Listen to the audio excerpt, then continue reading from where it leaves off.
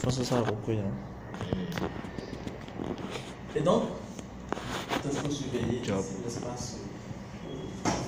Et donc, Job se retrouvait dans une dimension ici. Mais en haut, là-bas, il y avait des gens qui s'exprimaient. Donc, partant de là-haut, donc prenant là-haut comme étant le point focal sur lequel nous allons bondir, on comprend ce que c'est que l'éternité. On se rend compte que nous avons parlé du mot Elohim. Non, ne coupez pas. Nous avons parlé du pluriel, n'est-ce pas? Peut-être surveiller, c'était 30 secondes. Donc, nous avons vu tout ce qu'on a appelé Elohim, dont je vous ai parlé, c'est un pluriel. Et ce pluriel avait une constitution. Parce que n'oubliez pas, l'éternité est plurielle. Dans chaque essence de l'éternité, il y a de la pluralité. La pluralité est définie au moins à partir de deux, même en nature. Et Elohim avait en lui, dans cette pluralité, une double nature. Ou plutôt un double genre. Les deux genres que nous avons connus, c'est la masculinité et la féminité. La masculinité et la féminité ne peuvent être que si, quelque part, la dite masculinité et la dite féminité avaient été. Souvenez-vous d'une chose aussi, rien dans le monde matériel physique ne peut être si ça n'a pas une essence dans l'immatériel. Et petit à petit, comme ça, nous voyons la double nature, mâle et femelle. Mais précisément, nous avons une pluralité de femelles et nous avons un mâle. Une pluralité de femelles et nous avons un mâle. Et ça, je parle d'Elohim. Donc, toute chose, avant que toute chose ne soit, l'éternité a toujours été et l'éternité est. Et cette éternité qui est Elohim avait deux constitutions. Une double constitution. Nous avons les féminités et la masculinité.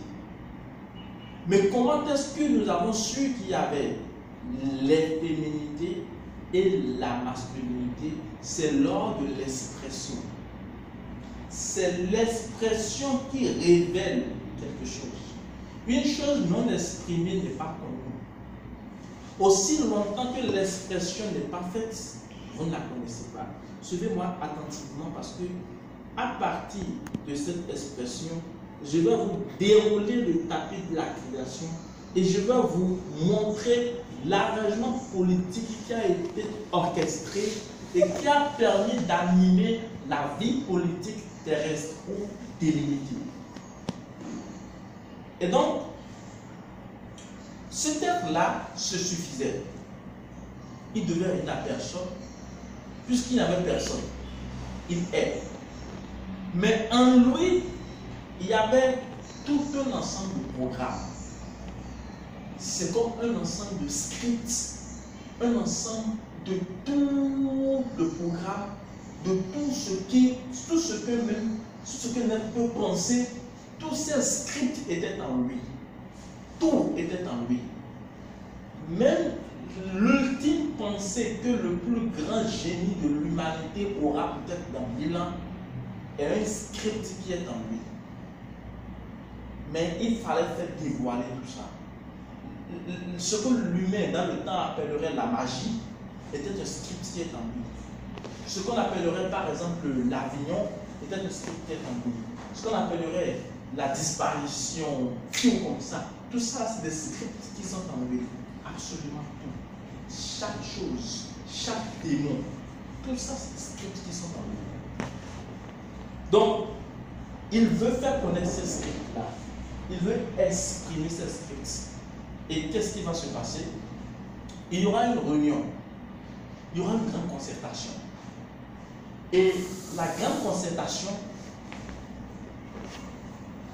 permettra de prendre des décisions très importantes. Et la décision qui sera prise, c'est que le mal, lui, fera exprimer ces scripts-là. il fera exprimer toutes ces choses-là qui sont dans Elohim. Mais avant d'exprimer toutes ces choses qui sont dans Elohim, il va falloir que lui-même s'exprime. Le mot exprimer veut dire prendre un corps. Parce que l'expression, le mot, quand on parle d'expression orale ou expression écrite, c'est la faculté par laquelle un individu utilise des mots pour exprimer des pensées. C'est ça qu'on appelle expression orale. L'expression écrite, c'est lorsque cette personne-là, par l'entremettre d'une plume ou d'un stylo, décide d'exprimer sur un support existant quelque chose qui est dans sa pensée. Alors, la pièce maîtresse, la pièce mère, c'est la pensée. Elohim, tout cet ensemble représente la pensée. Suivez bien. Parce que qu'est-ce qu'une parole? Une parole, c'est une pensée exprimée. Et par exemple, on dit Jésus était la parole, vous devez rester d'abord en quarantaine avant de commencer. Non, on est passé dans la machine. Vous êtes passé dans la machine. Oui. Et vous n'avez rien. Oui. Vous êtes clean. Voilà, de l'expression, justement. Donc, l'expression écrite, comme je disais tout à l'heure, permettrait de pouvoir transcrire une pensée. Quand Jésus dit Jésus est la parole. Qu'est-ce que c'est que la parole? Ça veut dire qu'il est l'expression visuelle d'une pensée. Mais cette pensée-là, c'est quoi? Une chose est certaine, ce qui est plus grand que la parole, c'est la pensée. Parce que la parole ne peut être exprimée aussi longtemps que la pensée ne décide de pouvoir laisser des éléments pour permettre à cette parole d'avoir un sens. Quelqu'un peut émettre une parole vide de sens. Une parole vide de sens. C'est-à-dire que ce qu'il exprime n'a pas de sens. Une parole sensée, c'est une parole qui est pleine de sens. Donc, l'expression écrite et l'expression orale sont des canaux par lesquels la pensée s'exprime. Et donc, pour pouvoir exprimer tous ces scripts qui étaient en lui, il dit que celui qui fera ça, il faut que cette personne s'exprime. Parce qu'il faut s'exprimer pour exprimer. Et qu'est-ce qu'il va faire? Il va s'exprimer. Donc le mal va s'exprimer. Là, on ne parle pas encore de Dieu. Là, on parle de Elohim. Parce que nous allons voir ce que c'est que Dieu. Dieu. Le mot Dieu, on va voir, et c'est quoi en réalité. Et donc, le mal va s'exprimer. Le mal s'exprime, c'est-à-dire qu'il prend un corps. Il prend le corps le plus puissant des éléments que nous avons connus. Nous avons des éléments. Nous avons la terre qui est un élément. Nous avons l'air qui est un élément. Nous avons l'eau qui est un élément. Nous avons le feu qui est un élément. Alors qu'est-ce qu'il prend? Il décide de prendre un élément très puissant. L'élément puissant qu'il prend, c'est le feu. Et quand il prend le feu comme un élément, on peut même se poser la question, pourquoi est-ce que c'est le feu qu'il prend? Pourquoi est-ce qu'il prend le feu? Pourquoi est-ce qu'il n'a pas choisi l'eau? Pourquoi est-ce qu'il n'a pas choisi l'air? Parce que justement, nous allons voir plus tard qu'il a choisi l'air. Il a pris l'air dans les conditions d'année. Il a pris l'eau dans les conditions d'année. Il a pris tous ces éléments. Mais le premier corps qu'il a pris, c'est ça qu'on appelle la colonne de feu. Donc, il prend le corps de la colonne de feu. Et quand il prend le corps de la colonne de feu, jusque-là, il n'est pas encore Dieu. On va voir à partir de quel instant il a commencé par porter la prérogative de Dieu.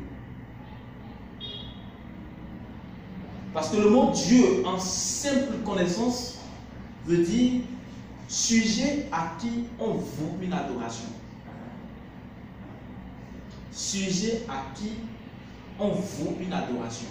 C'est pourquoi dans les cultes endogènes, vous allez remarquer qu'on dit Dieu Sakpata, Dieu Satan et Dieu tout ça. Le nom, ce n'est pas Dieu. Dieu, c'est un titre que Sakpata endogène porte. Et pourquoi il porte le nom de Dieu de divinité?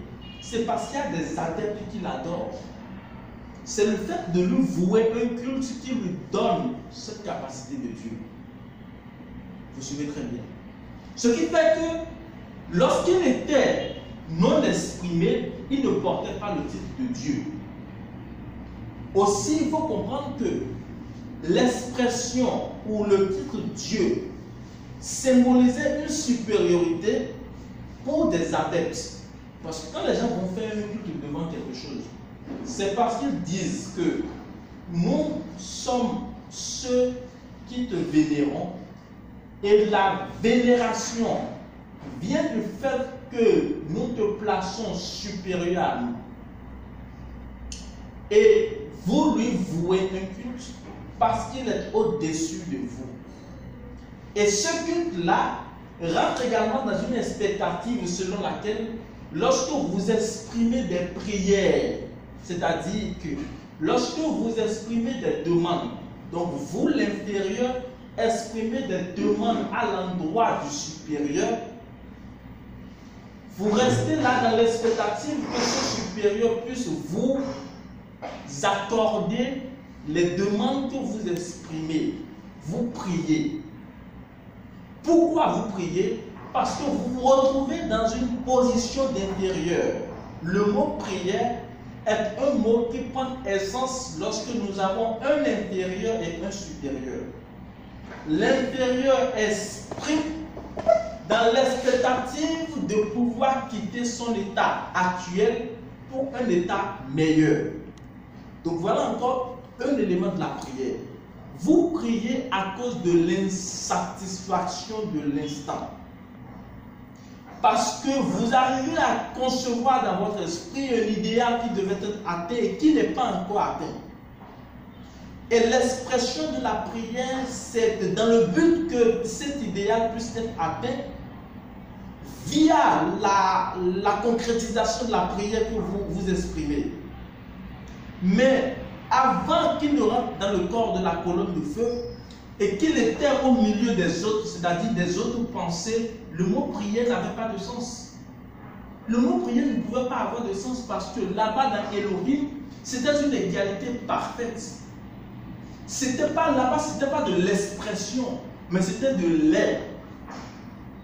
Donc c'était air, pas expression. Maintenant, donc dans cette égalité, le mot prière n'existait pas. Parce que tu as tout ce que j'ai. Nous sommes dans une égalité parfaite. Tu n'es pas supérieur à moi. Je ne suis pas supérieur à toi. Nous ne sommes pas dans l'expectative ou dans la soif de quelque chose de plus grand. Puisque nous sommes le plus grand. Nous sommes simplement rien. En fait, nous sommes toutes choses. C'est nous. Donc la prière en soi n'aurait aucun effet et ne pouvait même pas être pensée. Si on va retourner encore dans la sphère de la pensée, ça n'existe pas simplement, ce n'est pas. Mais c'est un script qui existait et qui devait être exprimé. Mais pour que ce script soit exprimé, il faut que l'un qui portera le fardeau de faire exprimer ce script puisse s'exprimer dans un premier temps qu'on appelle la colonne de feu, le corps. Et qu'est-ce qu'il va faire? Il va commencer par donner, faites la création, créer. Il crée des anges. Donc avant que la création des anges soit effectuée, nous avons ce qu'on appelle l'éternité pré-angélique, avant la création des anges. Tous les gens que tu vois dans Elohim ne sont pas des anges.